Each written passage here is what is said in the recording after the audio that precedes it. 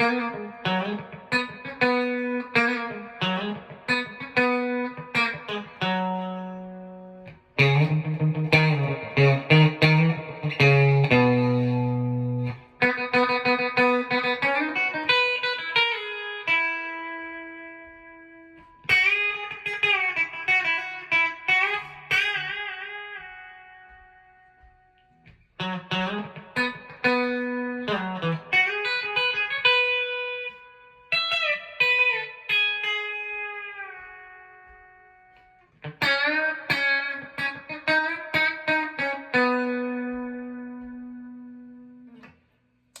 everyone, Mint Morris here. Welcome to my next lesson in my Reggie Young series, taking a look at 3 of his iconic solos. In the first video, we took a look at the tune Fireman and his solo on it. And now in this one, we're taking a look at the Waylon Jennings tune Lucille and checking out some of his solo ideas on it. This solo is going to be broken across 2 videos. I'll teach you how to play it in these 2 videos, and then we'll take a look in video 3 and 4, potentially some of these ideas that we can take from his playing and incorporate into our own and how we can do so. So this solo is going to be in the key of B, and it's a great study in pentatonics up and down the neck. So I'm going to teach you the solo and break it down for you and show you kind of the ways in which he's visualizing how these pentatonics connect to the underlying chord shapes. If you would like to follow along with this solo, please check out the link in the description below. You can purchase the tab and standard notation of the solo with the correct fingerings and the accompanying chords in a transcription pack that I offer on my site with the other 2 solos we'll be covering and have covered in this series. Also, you can check out a link in the description below to a playlist of all of the other lessons in this video series. So let's take a look at the intro lick. We're going to be working out of kind of a B block major chord right here, up into an E chord shape right here. We're kind of thinking of this as like an open C chord shape, but moved up here at the 7th fret. So we have an open with the E chord there. So we have B to E, and our first lick is going to sound like this.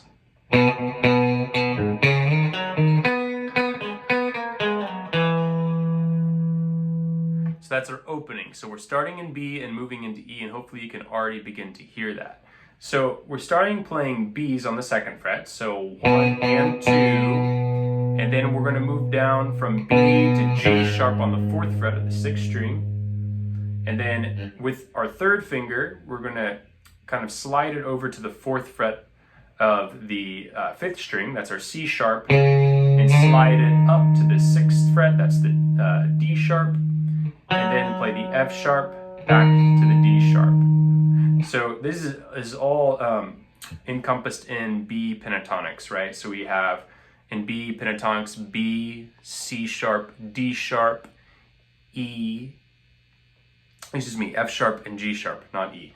So that's 1, 2, 3, 5, and 6. So we can see this right here. We have F sharp as 5, G sharp as 6, B as 1, C sharp as 2, D sharp as 3, F sharp as 5, G sharp as 6. So it's just working out of those notes. So we've got, and then we're moving up to the octave B, and then kind of walking down the scale, so into our E pentatonics. So we have B, B, and then G sharp, and then B, A sharp, G sharp, F sharp, E. So this is now bringing us into that E chord, and we can already see a pattern of pentatonics that is the same right here for E, that if we carbon copy over on the lower string sets, is the B. So keep note of that, of those kind of patterns between the string sets. We'll talk about those in the application videos. So all together we have, now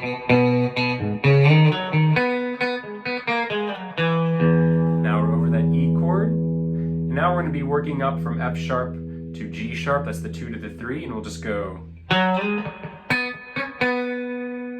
So we play slide, 2 dead notes. We can either do this with our middle finger on the 3rd string, or we can use just the pick on the 4th string muted. And then we're just playing B, G sharp, C sharp, back to B. So we have, and then A sharp, G sharp, and then a little slide into B. And now we're resolving back down to the B chord, and then we're landing on the 5th of that. This is the F sharp. So we have this E phrase. And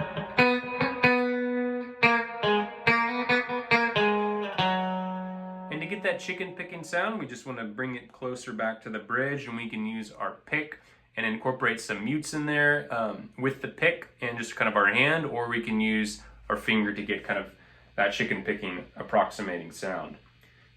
So from there, moving on, we're coming back kind of playing the same riff, just exploring this E pentatonic pattern box with our chicken picking ideas in there. So we'll go.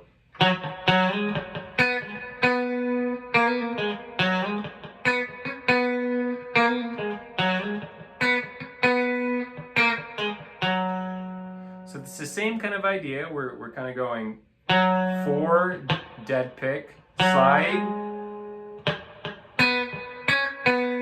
and then a little embellishment. Just going A sharp, B, A sharp, G sharp.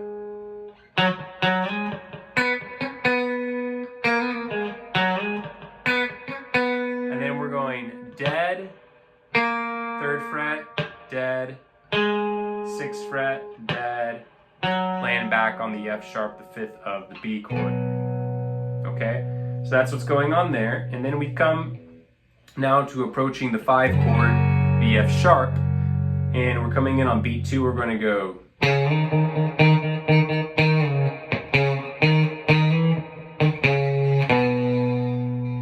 So we're playing from the C sharp to the D sharp, 2 and 3 and 4 and sliding back down, 1 and mute, and then 4, 6, and then we're going to slide up 67, dead, 6 to 4, back to our B. And that's all kind of within that B major pentatonic box right there. And we're just adding in the E, which is the flat 7 of F sharp, to get that nice resolution back into the B chord. So we have. And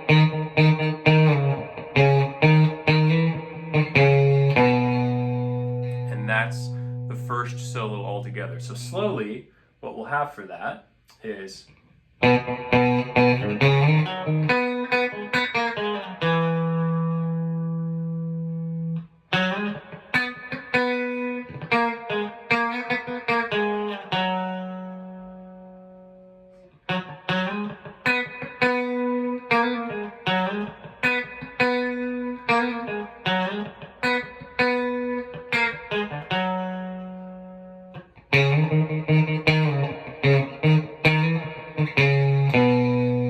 That's our first chorus.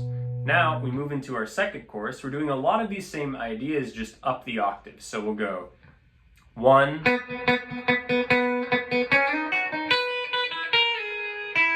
that's our first phrase. So we're playing on the B here. We're playing out of this pentatonic box, right? That's just moving up from what we did an octave lower. So we're just going 2 and 3 and 4 and 1.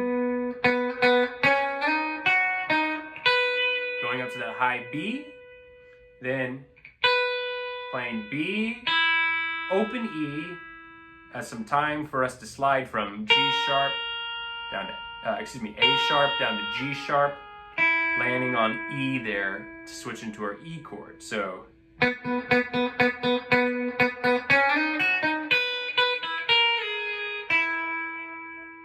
Now we have a cool little bending phrase. We're gonna go. So we're playing out of this kind of E major pentatonic box. And I kind of think of this as like the BB box, right? You know, you have... But now we gotta kind of make it a little more country, so we're gonna make it major by bending this a full step. And we're just gonna alternate pick with our pick if you want to, or pick and finger, and just kind of play eighth notes up here at the top of the spin. So we'll go. And we're just gonna release it, so. Okay, and then come down to 5. So just playing 5, 7, 5 to 7, back to 5. Quick little bend.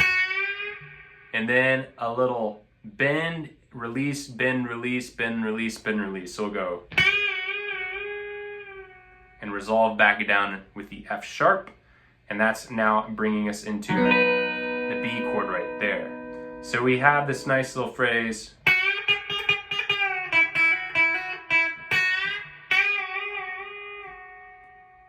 Which is nice when we can use these bends to resolve right back down into a chord, you know. Overshoot into the chord you're playing on, and then release it to resolve into the chord you're going to. That's a great technique that he employs quite often. So we have this phrase, we'll go.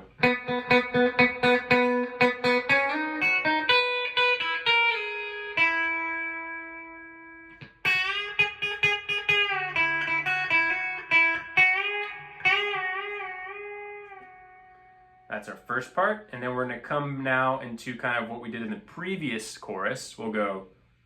Now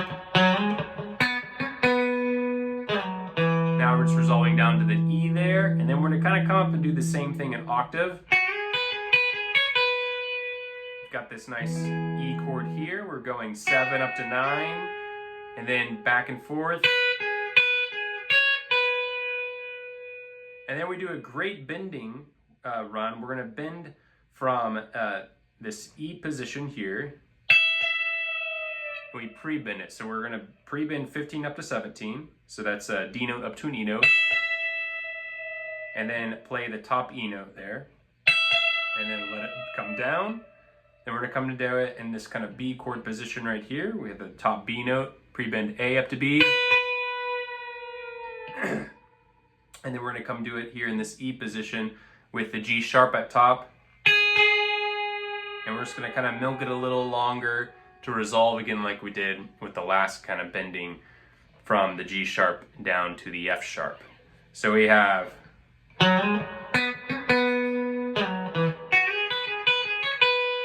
bends.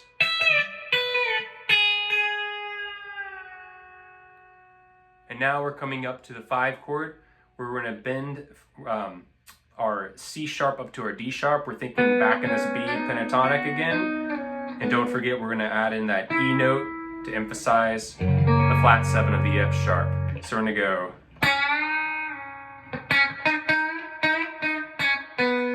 So very similar to the lick we did down here.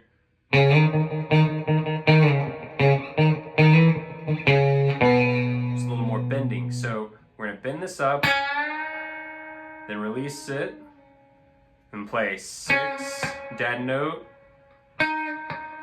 8 dead note, a quick little half step bend up. So we have, that's our little rhythm there. And then a quick bend up, release it, and right back down the pentatonics. So that whole phrase.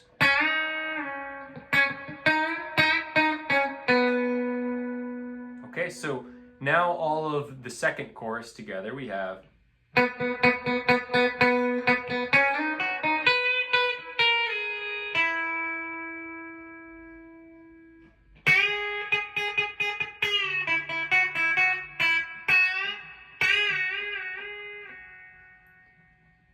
Now an octave.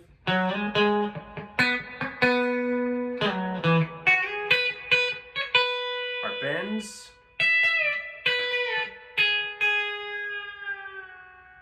And now the 5 chord.